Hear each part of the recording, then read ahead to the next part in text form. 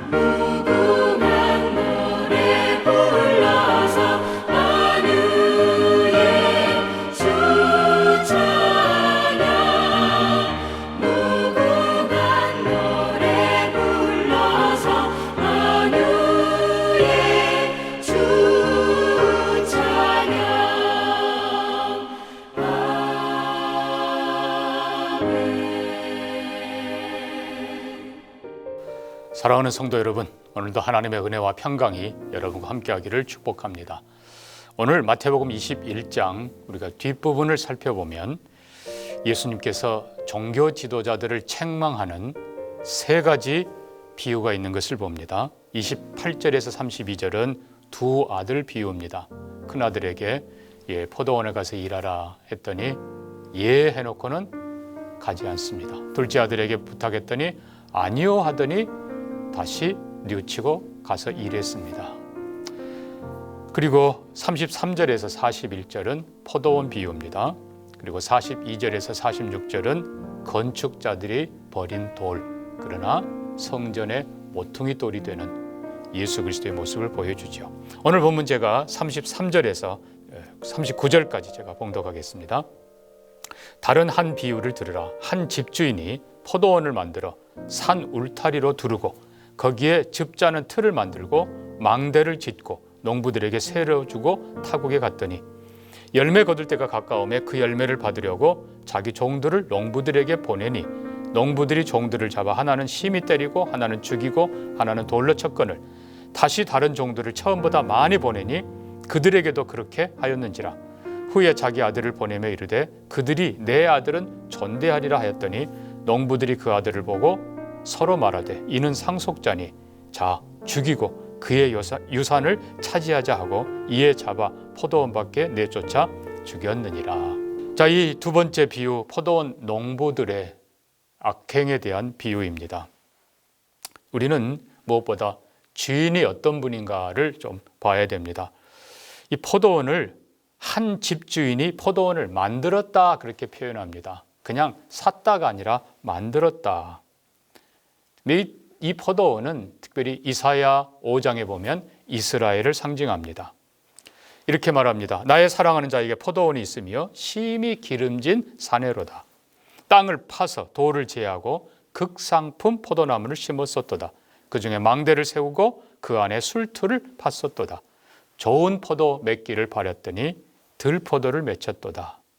이제 내가 내 포도원에 대하여 어떻게 할 것을 너희에게 이르리라. 내가 그 울타리를 걷어 먹힘을 당하게 하며 그 담을 헐어 짓밟히게 할 것이요.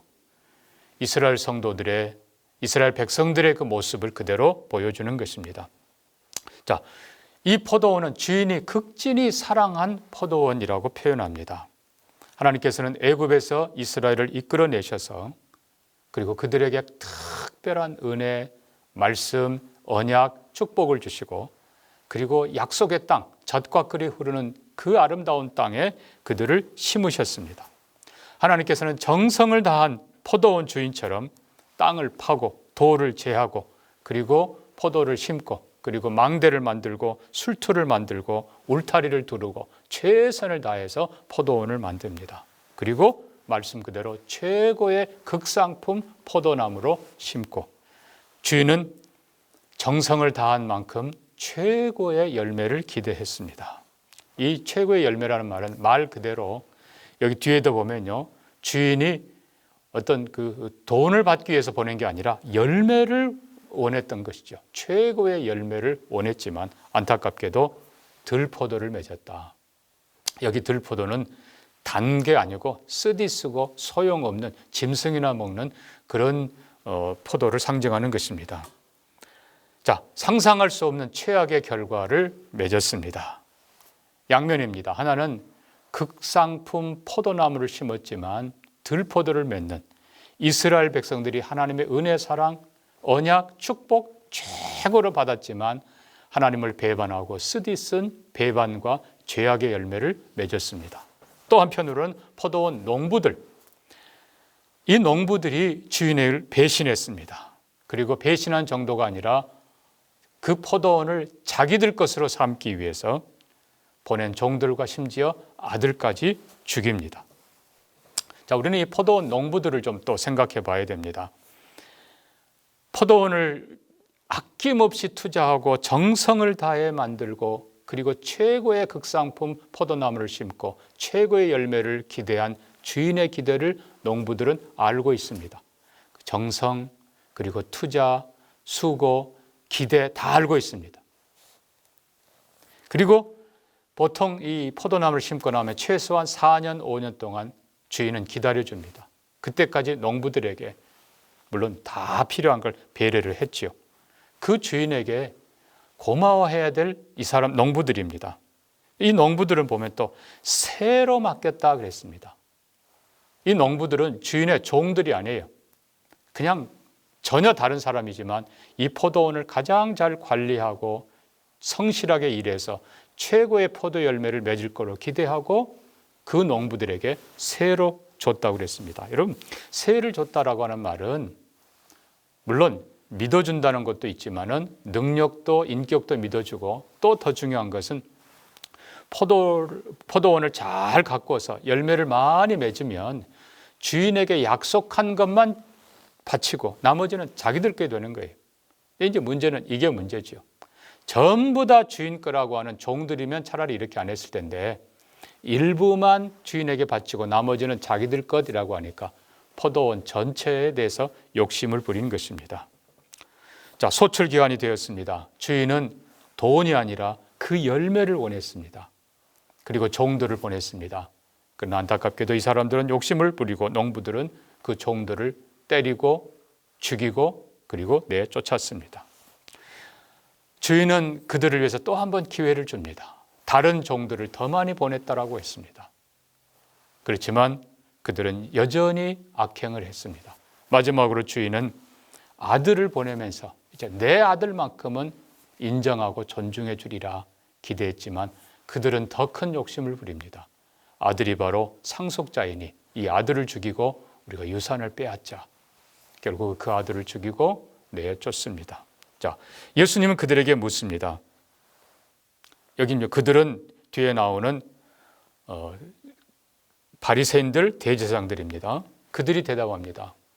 주인이 와서 그들을 진멸하고 제때에 세를 바칠 다른 농부들에게 세를 줘야 되는 것 맞지 않습니까? 자, 우리가 이 비유를 다시 이제 정리해 보면요. 포도원 주인은 당연히 하나님이십니다. 하나님께서는 말씀드린 대로 이스라엘 백성을 애굽에서 건져내시고 그들을 가장 좋은 땅 가나안 약속의 땅에 심으시고 그리고 그곳에 최고의 울타리를 만드시고 가장 좋은 포도나무로 심으셨던 것이죠. 그리고 때가 되어서 그들이 종들을 보냅니다. 먼저 보낸 종들은 아마도 구약의 선지자들이라고 봐야 되겠지요. 그들을 보내서 하나님을 떠나 죄를 짓고 배반하는 그들을 하나님께로 돌아오라 수없이 하나님께서는 요청하십니다. 그렇지만 구약의 선지자들 그들은 미워했고 때리고 그리고 죽였습니다. 그 다음에 또 다른 종들을 더 많이 보냈다. 이건 아마도 신약의 사도들과 사역자들이라고 이해하면 되겠죠. 마지막으로 아들을 보냅니다. 이 아들이 바로 예수 그리스도이십니다.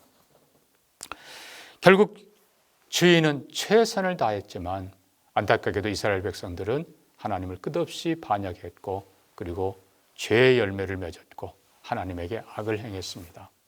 그리고 뿐만 아니라 이 농부들로 표현되는 이스라엘 백성의 지도자들, 왕들과 그리고 대제사장들과 그리고 바리새인들, 백성을 이끌어갈 지도자들이 자기들의 욕심에 눈멀어서 하나님도 거부하고 그리고 하나님이 보낸 종들을 배척하고 심지어 하나님이 마지막에 보낸 그의 아들까지 십자가에 못 박아 죽이면서 결국은 하나님을 대적했던 것이죠. 자, 우리는 이 모든 것들을 보면서 결국 결론이 무엇이겠습니까?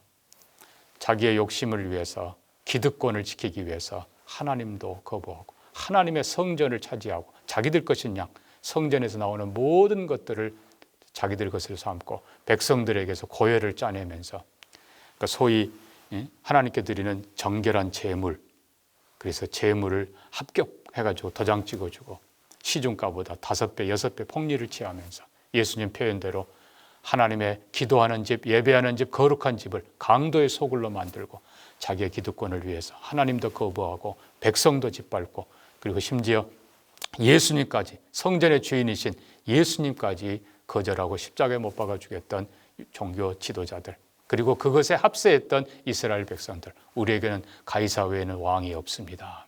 예수 그리스도가 평화의 왕, 얼마 전에 자기들이 찬양하면서 호산나 다윗의 자손이여 이스라엘의 왕이여 예수님을 환영했던 때는 언제 사라져버리고 십자가에 못 박으셔서 오히려 강도는 살려주라고 하고 예수, 죄 없는 예수를 십자가에 못 박는 이스라엘의 종교 지도자들과 이스라엘 백성들, 결국 그들에게 내리는 것은 뭡니까? 하나님의 무서운 심판밖에 없다는 것입니다. 자기들 입 그대로, 자기들 말 그대로 제때의 세를 바칠 다른 사람에게 바치고 이 사람들은 진멸한다. 예, 결국 그렇게 됩니다. 그럼 다른 농부들은 뭡니까? 이제는 극상품 포도나무지만은 들포도를 맺은 이스라엘을 하나님께서는 흩어버리시고 새로운 포도나무, 참 포도나무인 예수 그리스도에게 접붙임 받은 새로운 이스라엘 교회를 세우십니다.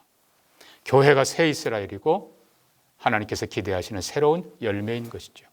그 교회를 이끌어가는 지도자들이 결국 새로운 농부들인 것입니다. 결론은 너무나 명백합니다.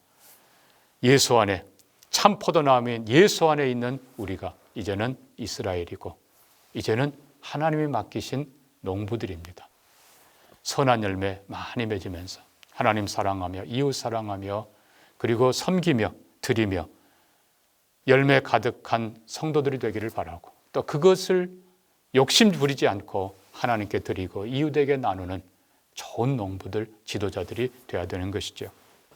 예수님께서는 마지막으로 또 하나의 비유를 드십니다. 바로 건축자들이 버린 돌. 앞에 있는 건축자들은 바로 유대 종교 지도자들입니다. 그들이 버린 돌, 바로 예수 그리스도지요. 그러나 이 예수 그리스도를 하나님께서는 하나님의 교회, 새 이스라엘의 모퉁이 돌로 삼으시고 그리고 새 성전을 이루십니다. 이제 이 돌 위에 서는 자는 견고히 있었지만 돌 위에 떨어지는 자는 산산이 깨어지는 것입니다. 예수 그리스도 위에 견고히 있어서 그리스도, 포도나무인 그리스도에 접붙임 받은 새 이스라엘 참된 교회로 서시기를 바라고 모퉁이 돌 예수 그리스도 위에 굳게 서서 예수 그리스도를 주로 고백하고 하나님의 몸된 교회로 신실하게 살아가는 우리 모두가 되기를 주의 이름으로 축복합니다. 같이 기도합니다. 하나님 감사합니다. 이제 새 이스라엘인 교회의 사명을 바로 깨닫게 하시고 아들을 주시기까지 사랑하신 그 하나님의 사랑과 은혜에 보답하면서 선한 열매 많이 맺는 믿음과 사랑과 그리고 축복의 열매 많이 맺어 하나님과 이웃에게 나누는 교회와 성도들 되게 해 주옵소서. 또한 하나님이 보낸 종들을 존중하게 하시고 무엇보다 하나님의 아들을 하나님으로 바로 영접하게 하시고 아들을 통해 하나님을 영화롭게 하는 우리의 삶이 되게 하시고 그 아들을 통해 구원에 이를 뿐만 아니라 그 아들을 통해 하나님의 자녀된 축복을 누리며 나누게 하여 주시옵소서. 하나님의 교회가 강도의 소굴이 아니라 거룩한 곳, 예배하는 곳, 기도하는 곳, 하나님의 의를 행하고 선을 행하는 축복의 자리가 되도록 우리 교회를 축복하여 주옵소서. 한국 교회를 축복하여 주옵소서. 감사하며 예수님 이름으로 기도합니다. 아멘.